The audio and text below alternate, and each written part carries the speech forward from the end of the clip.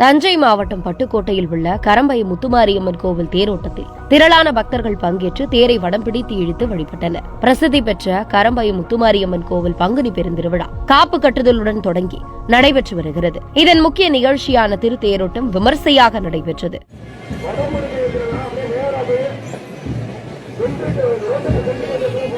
பெரிய தேர்களில் முத்துமாரியம்மன், ஐயனார், முருகன் ஆகியோர் எழுந்தருளினர். இதில் சுற்றுவட்டார கிராமங்களில் இருந்து வந்த திரளான பக்தர்கள் பங்கேற்று 3 தேர்களையும் வடம் பிடித்து இழுத்து வழிபட்டனர்.